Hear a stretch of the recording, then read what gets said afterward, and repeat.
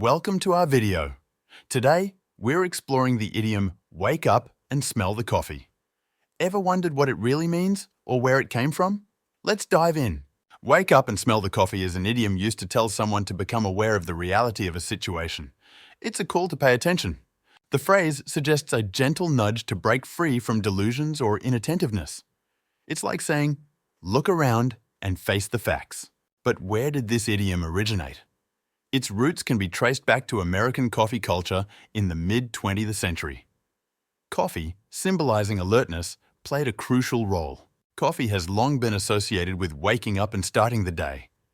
It became a perfect metaphor for awareness and reality checking, leading to the idiom's popular usage. Now, how about some examples to make this clearer? Here are 5 simple sentences using wake up and smell the coffee. First example. John was ignoring his mounting debt. His friend advised him to wake up and smell the coffee before it was too late. Second example.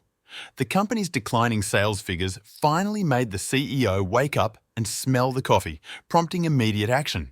Third example. After failing his exams, Tom had to wake up and smell the coffee about his study habits. Fourth example. Mary kept dismissing the feedback, but her team urged her to wake up and smell the coffee to improve the project. Fifth example. When Sarah noticed her health deteriorating, she decided to wake up and smell the coffee, adopting a healthier lifestyle. Understanding idioms like wake up and smell the coffee enriches our language and communication. It's fascinating how everyday phrases carry deep meanings and histories. Next time you want to give someone a reality check, use this idiom. It's a friendly yet firm way to prompt awareness and action.